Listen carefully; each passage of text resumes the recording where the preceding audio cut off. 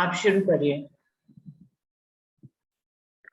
बोलो श्री प्राणनाथ प्यारे की जय, सतगुरु महाराज की जय।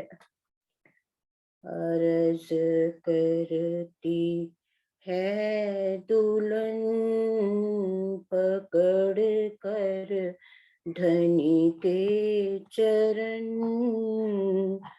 सुन लो मेहरबान। खुद को भूली है जो रूह उसका है बस तू ही तू, तुझ पे रूह कुर्बान।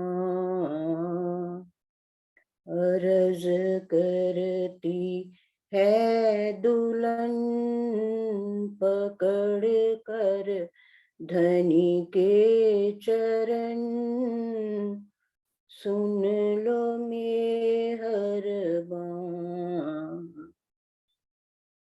मेहर के सागर धनी मैं लहर हूँ आपकी, इश्क देखा आपका जानी सहबी आपकी।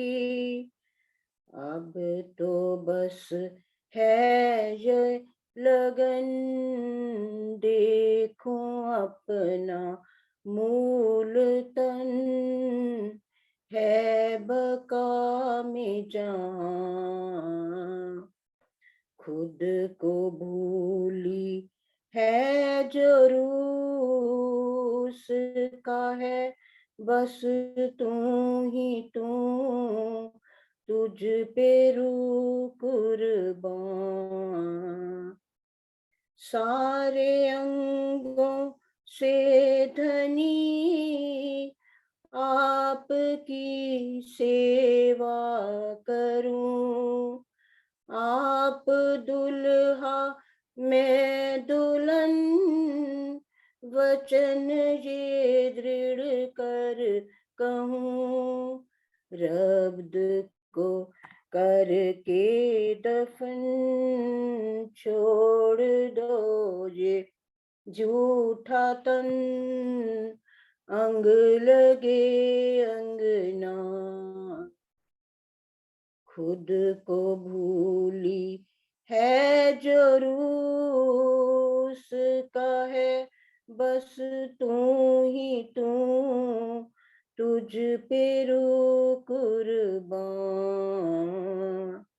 अर्ज करती है दुल्हन पकड़ कर पिया के चरण, सुन लो मेहरबान।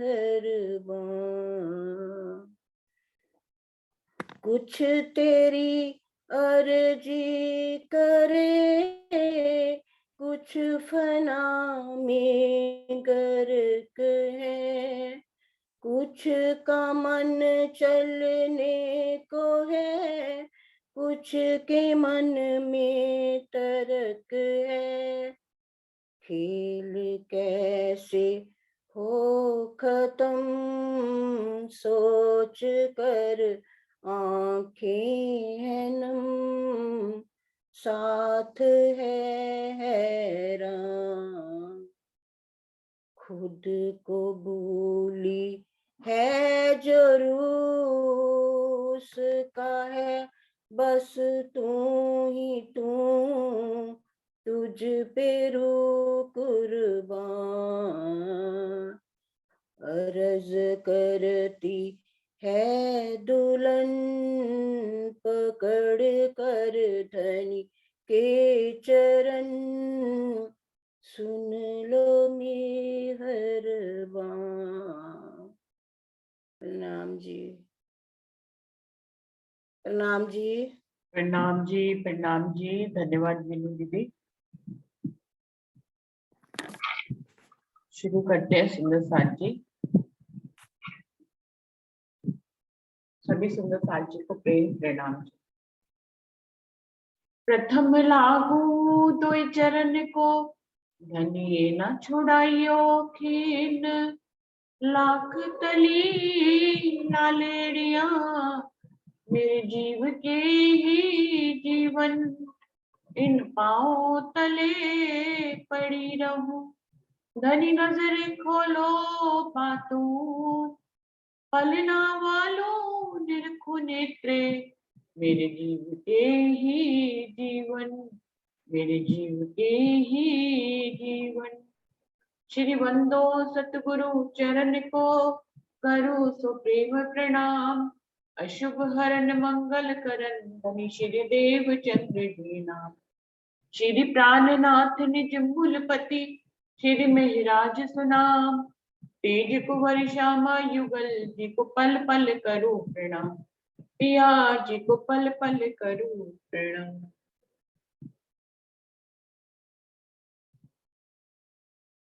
तो सुंदर साथ जी सोनगिरी से तो महाराज जी चल पड़े। पेज नंबर ये चल रहा है 12वां अध्याय चल रहा है। ये 12वां अध्याय चल रहा है और इसका पेज नंबर 116 से है। तो महाराज जी भ्रमण करते करते, सतगुरु की आज्ञा से भ्रमण करते करते सोनगिरी से तो आगे चल पड़े और एक गांव में पहुंचे थे जहां पर एक शेर बार बार आता था और रात्रि में किसी न किसी को उठाकर ले जाता था। तो उस शेर को भी महाराज जी ने वहां से भगा दिया। महाराज जी के रहते वो शेर भी वहां पर नहीं आया। 3 बार महाराज जी को देखकर वो वापस चला गया और उसने गांव के किसी को भी नुकसान नहीं पहुंचाया और ना ही महाराज जी को नुकसान पहुंचाया। तो गांव के सुंदर साथ उनसे अनुरोध करने लग जाते हैं कि अब आप यहीं रुक जाइए, क्योंकि हमारे यहाँ तो रोज ही शेर किसी न किसी को ले जाता है। आज आपकी अनुकंपा से, आपकी कृपा से शेर आया भी, लेकिन उसने किसी को नुकसान नहीं पहुंचाया। तो आप कृपया हमेशा हमेशा के लिए हमारे पास ही रुक जाए। तो महाराज जी उनसे क्या कहते हैं? महाराज जी ने उत्तर दिया कि मैं किसी का नौकर या पहरेदार तो हूं नहीं, मैं अपनी इच्छा अनुसार विचरण करता हूँ। मेरी स्वतंत्रता में कोई बाधा नहीं बन सकता है, तो मैं किसी एक जगह रुककर नहीं रह सकता हूँ। यह कहकर महाराज जी ने उसी दिन अपना छोटा सा सामान उठाया और चल पड़े। जंगल जंगल चलते हुए कई दिन बीत गए और अंत में एक गांव आया। जैसे ही गांव के पास एक स्थान पे वे ठहरे, रोने की आवाज आने लगी। महाराज जी ने अपने पास खड़े हुए एक व्यक्ति से पूछा, भाई ये किसके रोने की आवाज है? तो उसने उत्तर दिया, बाबा जी एक विधवा स्त्री है, उसके जवान बेटे को सर्प ने काट लिया है। उसे देखने के लिए सभी लोग जा रहे हैं। आपसे प्रार्थना है कि आप उसके ऊपर कुछ कृपा कीजिए। इस संसार में प्रतिदिन हजारों व्यक्ति जन्म लेते हैं और मरते भी हैं। मेरा किसी से क्या संबंध? महाराज जी ने कहा, वहां जाने से कोई लाभ नहीं है, तुम मुझे यहीं पर ही रहने दो। उस व्यक्ति के ऊपर महाराज जी के कथनों का कोई भी असर नहीं पड़ा। उसने इतना अधिक आग्रह किया कि विवश होकर महाराज जी को जाना ही पड़ा। बार बार अनुग्रह करने लगा कि नहीं आप चलिए, आप चलिए, उसके पुत्र को देख लीजिए। तो महाराज जी भी विवश हो गए और उसके साथ चल दिए। जैसे ही महाराज जी उसके घर पहुंचे, उस लड़के की माँ उनके चरणों से लिपट गई और फूट फूट कर रोने लग पड़ी। महाराज जी ने उसे बहुत झिड़का, लेकिन उसने उनके चरणों को नहीं छोड़ा और उसने बिलखते हुए महाराज जी से कहा, मेरे लिए साक्षात भगवान आप ही हैं, आप उसे जीवन दान दे सकते हैं, इसके सिवाय मेरा कोई भी दूसरा सहारा नहीं है। महाराज जी ने कहा, तुम मेरा पैर छोड़ो, भला इसमें मैं क्या कर सकता हूं? यह तो काल की लीला है, इसे बदला नहीं जा सकता है। लेकिन वो स्त्री बोली, मैं तो यही मानती हूँ कि आप मेरे घर साक्षात भगवान बनकर खुद आए हैं। या तो आप इसे जीवित कीजिए या इसके साथ मेरी भी अर्थी भेज दीजिए, तो मैं इसके बिना अकेले इस दुनिया में नहीं रहना चाहती। वह स्त्री किसी भी स्थिति में महाराज जी के चरणों को छोड़ने के लिए तैयार नहीं थी। अचानक ही महाराज जी के मुख से निकल पड़ा, सतगुरु महाराज कृपा करेंगे, सूर्योदय होने तक इसकी अर्थी नहीं उठाना। इस प्रकार का वचन लेकर ही उस स्त्री ने महाराज जी के चरणों को छोड़ा। महाराज जी के ने अब वहां एक क्षण भी ठहरना उचित नहीं समझा। वे तुरंत ही वहां से चल दिए और सारी रात चलते प्रातः काल ही वे कहीं जाकर रुके। उस मरे हुए बालक की लोग रात भर देखभाल करते रहे और 4 बजे उनका धैर्य जवाब दे गया।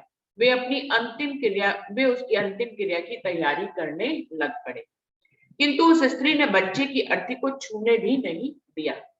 वह दृढ़ शब्दों में बोली, जब तक सूर्योदय नहीं होगा तब तक मैं इसे किसी को भी कीमत पर छूने नहीं दूंगी। सभी लोग बोल पड़े, लगता है तुम पागल हो गई हो, क्या मरे हुए भी जीवित हुआ करते हैं? हमें इसे ले जाने दो, यदि इससे से दुर्गंध आने लगी तो इसे कोई भी ले जाने के लिए तैयार नहीं होगा। स्त्री ने कहा, तुम्हें जाना है तो चले जाओ, मुझे इस महात्मा पर अटूट विश्वास है, मेरा बच्चा ठीक हो जाएगा। यदि ना भी हुआ तो क्या, मैं सारा कार्य स्वयं कर लूंगी, तुम्हारे आने की कोई भी आवश्यकता नहीं। हम लोग भी देख लेते हैं कि ये कैसे जीवित होता है, भीड़ ने कहा। ये कहते हुए सभी लोग चले गए। लगभग 2 घंटे के पीछे जैसे ही सूर्य पूरब दिशा में सूर्योदय हुआ, वैसे ही उस बालक का जीवन सूर्य उदित हो गया। उसने अपनी आंखें खोलकर पानी मांगा। उस बालक का जीवन सूर्य भी उदय हो गया और उसने उठकर पानी मांगा।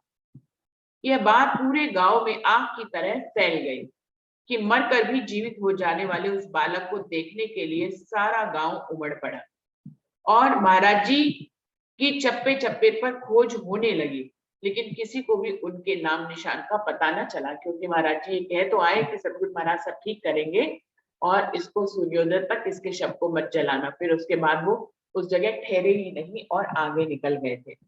उधर महाराज जी जंगल जंगल घूमते हुए शीरपुर नामक एक बड़े से गांव में पहुंचे। बस्ती के अंदर जाना और किसी से कुछ भी मांगना उनके स्वभाव में नहीं था। जब वे उनके दिल में सतगुरु महाराज की बैठक हो गई थी, तब से वे आनंद में मग्न रहने लगे थे।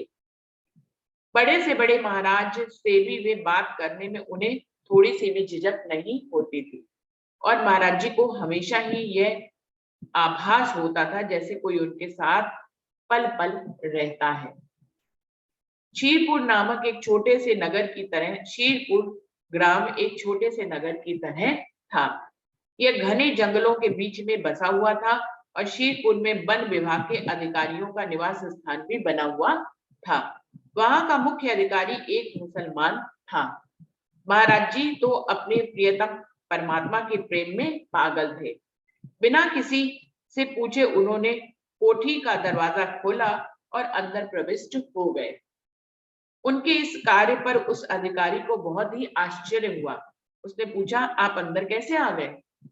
महाराज जी ने कहा, यूं ही आने की इच्छा थी, आ गए।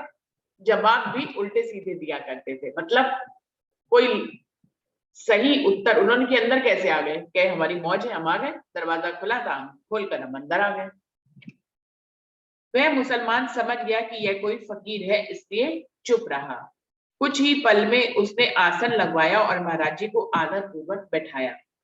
पुनः अपने आदर पूर्वक पूछा, क्या आप कुछ भोजन करेंगे? तो महाराज जी ने कहा, नहीं, मुझे कुछ भी नहीं खाना है।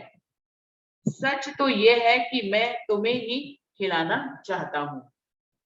जो रूहानी मस्ती मेरे पास है वह तुम्हें भी चखाना चाहता हूँ, महाराज जी ने कहा उससे। यह कहकर महाराज जी ने कुरान पक्ष के विभिन्न विषयों पर चर्चा प्रारंभ कर दी। उनके ऑफिस में ही चर्चा शुरू हो गई, बंगले में उनके। उस मुसलमान अधिकारी के साथ उसके मित्र भी थे। एक हिंदू महात्मा के मुख से कुरान के गूढ़ विषयों की चर्चा सुनकर वह मुसलमान रीझ उठा और अपने सगे संबंधियों से वह बातें करने लगा कि निश्चित रूप से इसके पास खुदाई इल्म है।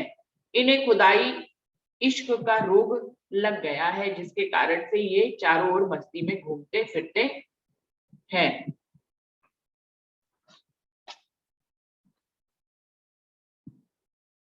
सतगुरु महाराज श्री नारायण दास जी ने अपनी दिव्य दृष्टि से महाराज जी के सारे क्रियाकलापों को जान लिया था।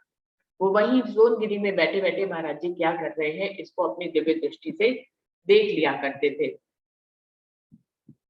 महाराज जी के अपने पास बुलाने के लिए उन्होंने अपने पुत्र को भेजा महाराज जी के पास। महाराज जी ने अपने गुरु भाई को देखते ही गले लगा लिया और आदर पूर्वक बिठाया। गुरु भाई ने बताया कि आपको सतगुरु महाराज ने याद किया है। यह समाचार पाते ही महाराज जी चल पड़े। 3-4 दिन चलकर वे सतगुरु महाराज के चरणों में पहुंच गए। वहां उन्होंने सतगुरु को साष्टांग प्रणाम करते हुए बार बार कदम चूमे। उस दिन सतगुरु महाराज के मुख की आकृति बहुत ही भयभीत करने वाली थी। इसके पहले भी वे भयभीत होने के कारण ही सोनगिरी से चले गए थे, लेकिन जब वो वापस लौटे हैं गुरु भाई के बुलाने पर, तो भी उनको सतगुरु महाराज का चेहरा जो है वो थोड़ा सा डरा रहा है। अचानक ही उनका आदेश सुनाई पड़ा, इधर सामने आकर बैठो। महाराज जी अपना मुख नीचे करके सामने बैठ गए। सतगुरु श्री नारायण दास जी ने पुनः कहा, इतना बड़ा हो गया है कि मुर्दों को भी जीवित करने का दुस्साहस करने लगा है तू। ये सुनते ही महाराज जी के मुख से एक चीख सी निकल गई। वे चुपचाप बैठे हुए सोचते रहे कि मैं किस प्रकार अपने को निर्दोष सिद्ध करूं। अब गलती तो हो गई थी, लेकिन निर्दोष कैसे खुद को सिद्ध करें, महाराज जी को समझ में नहीं आ रहा था। और उनके सतगुरु महाराज इस बात से बहुत नाराज थे कि तू इतना बड़ा बन गया है क्या, आपके मुर्दों को भी जीवित करेगा। उन्हें फिर से यह आवाज सुनाई पड़ी, जिस व्यक्ति को तुमने मरने से रोक लिया है, बताओ उसकी जगह कौन जाएगा। वो जगह जो खाली है उसको भरने के लिए कौन जाएगा। महाराज जी ने उत्तर दिया, मैं जाऊंगा। मैंने जो कुछ भी अपराध किया है उसका दंड मैं स्वयं भुगतूंगा। तो महाराज जी ने कहा, ठीक है, इधर देखो, इसी क्षण शरीर छोड़ने के लिए तैयार हो जाओ। उनके सद्गुरु ने उन्हें आदेश दिया। जब महाराज जी ने कहा कि जो चला गया है उसकी जगह पे मैं जाऊंगा, तो महाराज जी ने कहा, ठीक है, अब इसी समय मरने के लिए तैयार हो जाओ। महाराज जी ने एक स्थान को स्वच्छ कर उसे लीपा तथा उस पर कुछ बिछा दिया। तत्पश्चात सतगुरु के चरणों में प्रणाम कर मरने के लिए तैयार हो गए और आसन पर जाकर लेट गए। सतगुरु महाराज की आज्ञा से वो आसन पर जाकर लेट गए और मरने के लिए तैयार हो गए। सतगुरु श्री नारायण दास जी महाराज के मुख से ये शब्द निकले, ये कफन ओढ़ लो। इसके साथ ही उनके शरीर पर चादर उठा दी गई। तो महाराज जी ने, नारायण दास जी ने उनको एक चादर दी और कहा कि ये कफन की तरह ओढ़ लो। तो महाराज जी ने उसको पूरा मुंह तक ओढ़ लिया और मरने के लिए तैयार हो। महाराज जी अपने सतगुरु का ध्यान लगाते हुए लेट गए। उन्होंने कुछ भी नहीं सोचा कि मैं मरने वाला हूँ या जिंदा होने वाला हूँ। महाराज जी ने अपना कर्म किया। वो सतगुरु महाराज का ध्यान धरकर जो है उनको अपनी नैनों में लेकर वो लेट गए, मरने के लिए तैयार हो गए। उनके सिर की ओर सतगुरु श्री नारायण दास जी विराजमान थे। थोड़ी ही देर में महाराज जी की चेतना लुप्त सी हो गई और जब जरा भी वाहे ज्ञान ना रहा, उन्हें पता ही नहीं चला कि कितनी देर तक वह यह अवस्था बनी रही। सतगुरु महाराज ने कुछ ऐसा किया कि वो जो है बेहोश से हो गए। सुनता उनकी वाहे तस से बाहरी दुनिया से उसका लिंक टूट गया और उनको जब वो होश में, उनको पता नहीं कि कितनी अवधि बीत गई है। जब महाराज जी की आंखें खुली तो सामने प्रियतम अक्षरातीत श्री राज जी विराजमान थे। महाराज जी अपने प्रियतम के चरणों में लेट गए, जहां पर सतगुरु विराजमान थे। सतगुरु उनके सिर की साइड पर विराजमान थे और उनको ऐसा कुछ किया कि उनका बाहे से, वाही दुनिया से उनका लिंक टूट गया। बहुत देर बाद जब महाराज जी को होश आया तो उन्होंने सतगुरु के स्थान पर राजी महाराज को बैठे हुए पाया, उनके चरणों में प्रणाम किया। तो इस प्रकार महाराज जी को यहाँ पर अपने अक्षरातीत पूर्ण पारब्रह्म जिससे मिलने के लिए आए थे, उनके दर्शन यहाँ पर उनको पहली बार उपलब्ध हुए। जबकि वो सतगुरु जो कि सत्य का ही स्वरूप होता है, सतगुरु के संरक्षण में चल रहे थे और वहीं से उनको ये दिव्य निधि भी प्राप्त हुई कि स्वयं अक्षरातीत पूर्ण पारब्रह्म ने भी उनको आकर यहीं पर ही दर्शन दिया।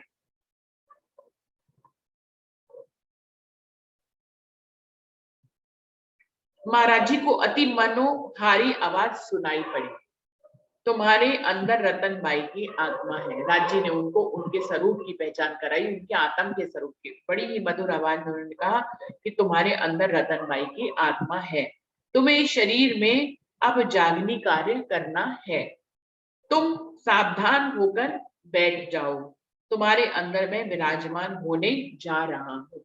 राज्य ने कहा तुम आराम से सीधे से बैठ जाओ, क्योंकि तुमसे जागनी कार्य होना है, तुम्हारे अंदर रतनबाई की आत्मा है और मैं अब तुम्हारे अंदर विराजमान हो रहा हूं।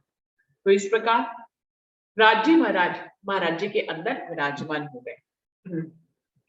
इन शब्दों को सुनते ही महाराज जी आसनबद्ध होकर बैठ गए और थोड़ी ही देर में उन्हें ऐसा प्रतीत हुआ जैसे कि उनके अंदर करोड़ों सूर्यों का प्रकाश अवतरित हो गया हो। तो महाराज जी को अपने अंदर राज्य जब उनके अंदर उतर रहे थे उसका उन्हें पूरा एहसास हुआ, उन्हें ऐसा लगा जैसे करोड़ों सूर्य उनके अंदर समाते चले जा रहे हैं।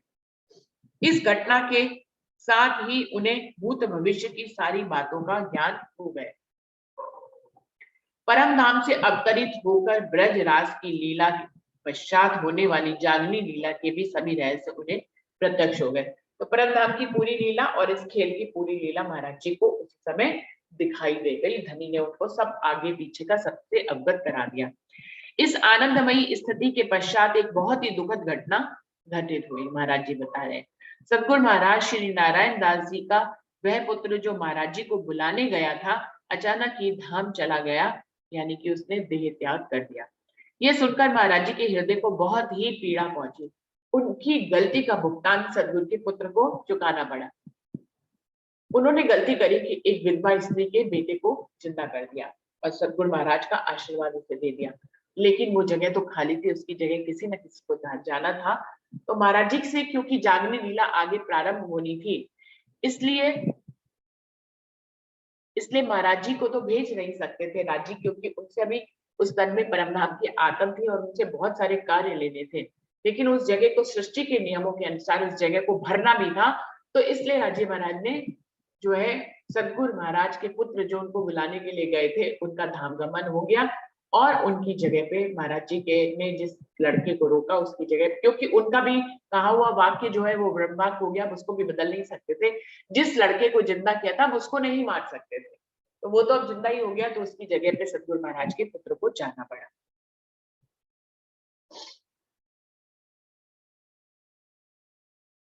इस बात से महाराज जी को बहुत ही पीड़ा पहुंची। तीसरे दिन जब उनके पुष्प चुनने की प्रक्रिया पूरी हो गई, तब सतगुरु श्री नारायण दास जी ने उन्हें धोती कुर्ते का जोड़ा और पगड़ी, चद्दर और एक कमंडल दिया। और महाराज जी ने बहुत ही श्रद्धा पूर्वक उन वस्त्रों को धारण भी किया। क्या था? धोती, कुर्ता, एक पगड़ी और एक चद्दर और एक कमंडल उनको दिया। उन वस्त्रों को पहने हुए देखकर सतगुरु श्री नारायण दास जी बहुत ही प्रसन्न हुए। उन्होंने महाराज जी को अपने पास बैठाकर तारतम ज्ञान प्रदान किया और कहा, अब तुम राम रतन हो, धाम धनी तुम्हारे तन में अब जागनी कार्य की सेवा लेंगे। धाम हृदय में विराजमान होकर वे ही सब कुछ करेंगे। तो पहली बार सतगुरु इतने दिन से मिले हुए थे लेकिन उनको तारतम नहीं दिया था। अब यहाँ पर सतगुरु महाराज उनको तारतम देते हैं और कहते हैं, उनको बताते हैं, जैसे कि धनी ने बताया था कि अब जागनी कार्य तुम्हारे माध्यम से होगा और स्वयं अक्षरातीत पूर्ण पारब्रह्म तुम्हारे हृदय में, धाम हृदय में विराजमान हो गए हैं और आज के बाद वही सब कुछ करेंगे। तुम्हारा सिर्फ चोला होगा लेकिन करने कराने वाले वही होंगे। आज सतगुरु महाराज श्री नारायण दास जी बहुत ही प्रसन्न थे। उनके मुखारविंद पर मुस्कुराहट फैली हुई थी, क्योंकि जिस कार्य के लिए उनको इस धरती में भेजा गया था वो कार्य पूरा हो गया था। उनको श्री महाराज जी को, राम रतन महाराज जी को ही तारतम देने के लिए इस दुनिया में भेजा था, उनको जागृत करने के लिए भेजा था, तो वो काम उन्होंने पूरा कर दिया था। महाराज जी श्री राम रतन दास जी को भी ऐसा प्रतीत हो रहा था जैसे वे अपने सतगुरु महाराज के दिल में हो और सतगुरु महाराज उनके दिल में हो। तन दो थे, दिल एक था, शक्ति एक थी, द्वैत में अद्वैत का अखंड स्वरूप विराजमान था। तो अरस परस हो गए। सतगुरु के दिल में महाराज जी राम रतन विराजमान हो गए। महाराज जी राम रतन के हृदय में सतगुरु जो कि राज्य स्वरूप है उनके हृदय में विराजमान है। सतगुरु श्री नारायण दास जी ने अपने श्री मुख से कहा कि अब तुम्हें जहां भी इच्छा हो वहां पर आनंद पूर्वक जा सकते हो। नारायण दास जी ने उन्हें फिर जो है पहले तो बुलाया था, फिर उनको तारतम देकर फिर से वापस से भेज दिया कि जहां तुम्हारा मन हो वहां तुम विचरण कर सकते हो। ये सुनते ही परमहंस महाराज जी श्री राम रतन दास जी सतगुरु महाराज को प्रणाम कर चल पड़े सोनगिरी से। तो यहाँ पर ये 12वां अध्याय समाप्त हो रहा है 121 पेज पे, और 122 पेज से 13वां अध्याय शुरू हो रहा है। सुंदर सा तारतम ज्ञान के प्रकाश और सद्गुरु की कृपा की छवि के तले महाराज जी श्री राम रतन दास जी की विचित्र सी हालत हो गई थी। वे हमेशा अपने प्रियतम अक्षतीत के ही ख्यालों में खोए रहते थे। वो तो उनके हृदय में विराजमान थे, बस फिर क्या था, उनके साथ उनकी लगन लगी रहती थी, बस वो उनका दर्शन करते रहते थे। महाराज जी का राज्य उनके हृदय में विराजमान थे।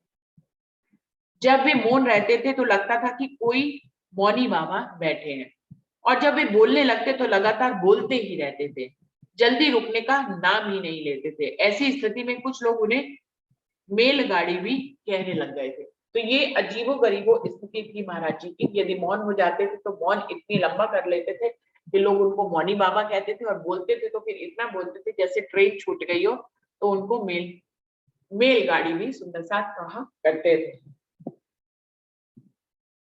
परमहंस महाराज श्री राम रतन दास जी हमेशा ही परम धाम के ख्यालों में ध्यान में डूबे रहते थे। यद्यपि उनकी बाहरी आंखें बंद रहा करती थी, किंतु आत्म चक्षुओं से प्रियतम के दीदार में वे मस्त रहा करते थे। ऐसी हालत हो गई थी क्योंकि अब तो राज्य ही अंदर विराजमान हो गए, तो वो बाहरी दुनिया से उनकी आंखें बंद रहती थी, अंदर वो अंतर चक्षुओं से राज्य का दीदार उनकी लीलाओं में ही मस्त रहा करते थे। ऐसा लगता था जैसे कान भी बाहर की बातों को सुनने में असमर्थ हो। कभी कभी तो उन्हें यह भी पता नहीं रहता था कि वे कहीं पर बैठे हैं या कहीं जा रहे हैं। मतलब इतनी गहरी अवस्था में वो परमधाम की लीलाओं में निमग्न हो जाते थे उसके ध्यान में, कि उनको कुछ भी पता नहीं रहता था।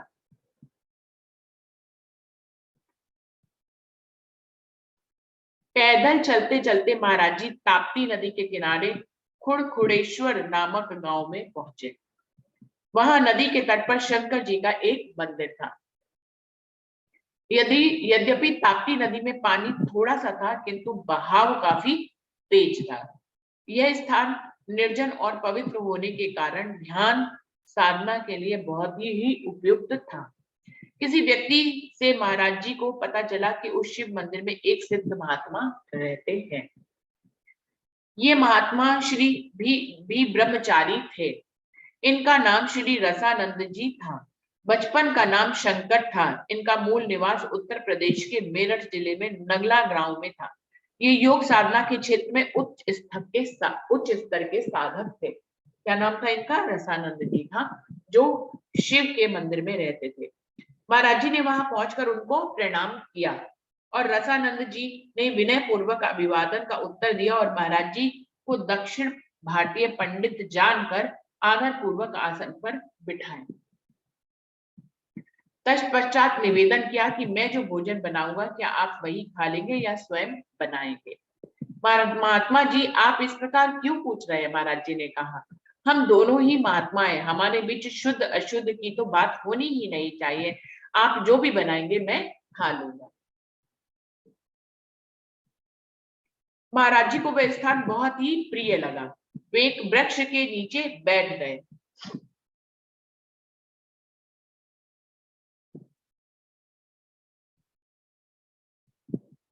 उधर थोड़ी ही देर में भोजन बन गया।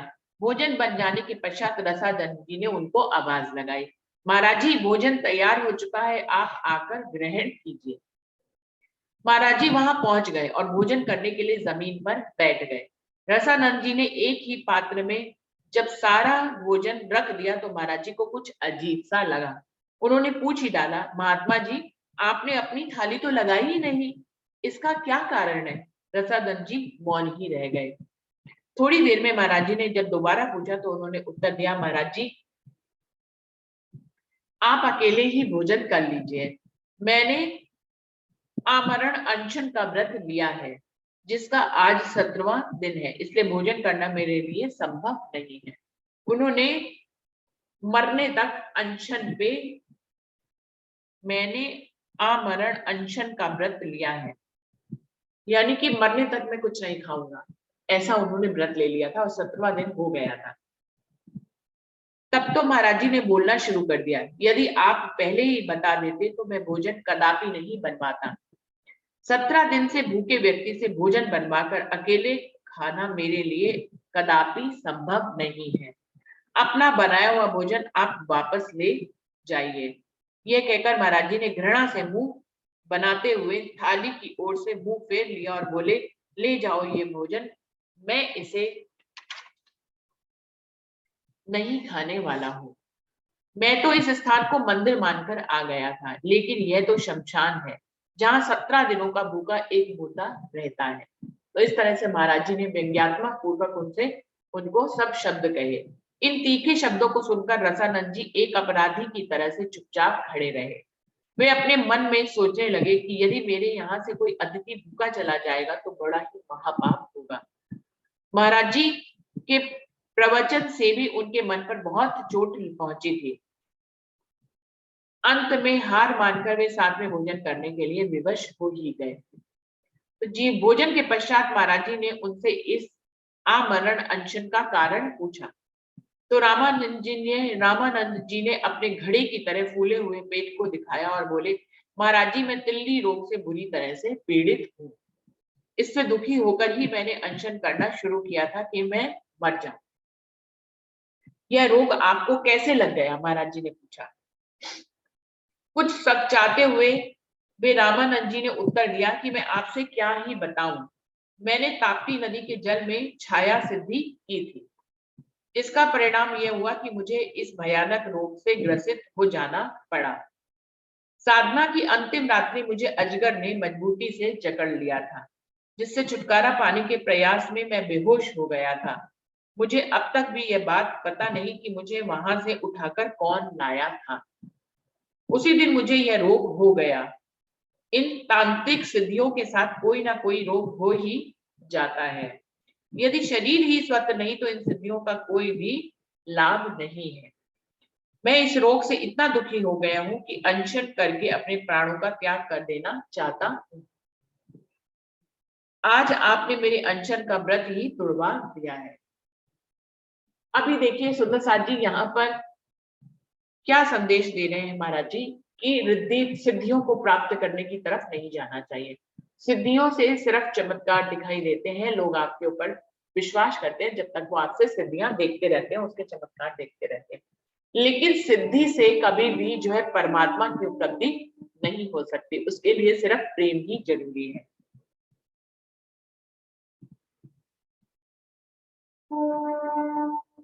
अनंत सृष्टि में राजन स्वामी कह रहे हैं, अनंत सृष्टि में सर्वशक्तिमान परमात्मा के अनंत चमत्कार हैं। मनुष्य के द्वारा छोटी छोटी सिद्धियों का चमत्कार दिखाना एक प्रकार से परमात्मा के प्रति प्रतिद्वंद्विता ही है, जो आत्म साक्षात्कार से कोसों दूर कर देती है। सिद्धियों के मकड़ जाल में फंसा हुआ व्यक्ति सच्चिदानंद परमात्मा के प्रेम और आनंद से वंचित हो जाता है। इसलिए चमत्कार दिखाने के लिए कोई भी सिद्धि प्राप्त करनी नहीं चाहिए। ये सिर्फ व्यक्ति के अहंकार को बढ़ाता है, उसको परमात्मा की तरफ नहीं ले जाता है। वैसे तो इन सिद्धियों को प्राप्त करने के लिए कठोर तपस्या करनी पड़ती है, लेकिन जब ये सिद्धियां प्राप्त भी हो जाती है और वो इन सिद्धियों के माध्यम से दुनिया में जो चमत्कार करते हैं उससे उनका अहंकार ही बढ़ता है। एक तो उनको अपनी साधना का अहंकार बढ़ता है, दूसरा ये है कि वो एक चमत्कार कर लेते हैं, उन्होंने ये सिद्धि प्राप्त कर ली, इस बात का भी उनके अंदर अहंकार बढ़ता है। तो सुंदर साथ जी ये अहंकार को बढ़ाने का ही एक उपाय होता है। इंसान अपने अहंकार की तुष्टि में ही लगा रहता है। तो ये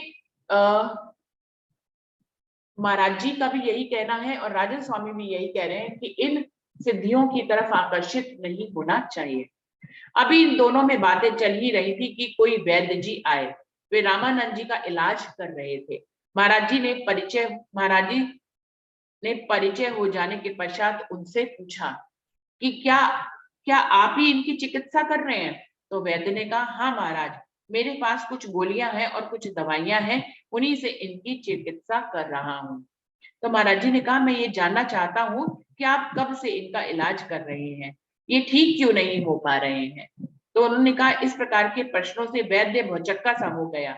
उसने कुछ संकोच सा करते हुए उत्तर दिया, मैं आपके सामने झूठ नहीं बोलूंगा, मुझे अब तक ये पता नहीं चल पाया है कि ये रोग कहाँ से उत्पन्न हुआ है। अब जब वैद्य को यही नहीं पता कि ये रोग उत्पन्न कहाँ से हुआ है, तो भला उसका इलाज कैसे कर रहा है? वो तो यूं ही बेकार का इलाज कर रहा है। यदि आपको इतना भी पता नहीं है कि रोग की उत्पत्ति कैसे हुई है, तो चिकित्सा कैसे करेंगे? महाराज जी ने उससे पूछा। महाराज जी जबकि पढ़े लिखे नहीं है, फिर भी देखिए तर्कपूर्ण प्रश्न उनसे कर रहे हैं। इस प्रकार की बात सुनते ही वैद्य वहां से ऐसे भागा कि उसने पीछे मुड़कर देखा ही नहीं। रामानंद जी ने उन्हें रोकने की कोई कोशिश नहीं की। महाराज जी की बातों से उन्हें ऐसा प्रतीत हुआ कि शायद वे रोग को दूर करने में समर्थ हैं। रामानंद जी सिद्ध पुरुष होने के साथ साथ विद्वान भी थे। उन्होंने महाराज जी से उनका पूर्ण परिचय जानना चाहा। अब तो परमहंस महाराज जी ने अवधूतों की भाषा में बोलना शुरू कर दिया कि मैं तो संसार के दुखी प्राणियों का उद्धार करने की इच्छा से बहुत ही दूर से आया हूँ। अपनी असल पहचान नहीं दे रहे हैं। क्या कह रहे हैं? मैं प्राणियों के उद्धार करने के लिए बहुत दूर से आया हूँ। मेरी तो केवल यही इच्छा है कि सभी प्राणियों का कल्याण हो। इस प्रकार की अटपटी बातों को सुनकर रामानंद जी सोचने लगे कि या तो यह कोई सिद्ध पुरुष है या कोई पागल है। यदि यहाँ रहेगा तो मुझे दुखी ही करेगा। इसलिए उसने महाराज जी को वहां से चले जाने के उद्देश्य से धमकाने के अंदाज में बोला, इस तरह की बकवास बंद करो, क्या अनाप शनाप बोलते जा रहे हो? अब देखिए, अभी तक महाराज जी के लिए आसन बिछाया, उनके लिए भोजन बनाया, उनका आदर सम्मान किया, लेकिन जब महाराज जी ने बोला तो उनको वो थोड़े से पागल से लगे। तो उनके जाहिरी व्यक्तित्व बोलने से जो है वो उनके असल स्वरूप की पहचान नहीं कर पा रहे हैं और सोच रहे हैं कि ये यहाँ रहेंगे, इतना बोलते रहेंगे कि हमें परेशान कर देंगे, हमारी शांति में ही बाधा पड़ जाएगी। तो महाराज जी को वहां से जाने के लिए कहते हैं। इसका उत्तर देते हुए महाराज जी ने कहा, तुम्हारी तो अंदर की आंखें हैं ही नहीं कि तुम मुझे पहचान सको। तुम कोरे जीव हो, भला तुम मुझे क्या पहचानोगे? जिसे स्वयं की ही पहचान नहीं, वह दूसरों की क्या पहचान करेगा? जैसे महाराज जी कह रहे हैं, तुम्हें खुद की पहचान नहीं, किसकी सिद्धियों के पीछे तुम चले गए, तो मुझे क्या पहचानोगे? रामानंद जी को कुछ भी समझ में नहीं आया कि महाराज जी के कहने का क्या भाव है। वे उनसे अपना पल्ला छुड़ाना चाहते थे। उनके मन में मात्र यही बात बैठ गई थी कि यह कोई पागल या दीवाना व्यक्ति है जो मुझसे आ टकराया है। किसी भी तरह से यदि ये यहाँ से चला जाए तो मुझे शांति मिल जाएगी। एक दिन रामानंद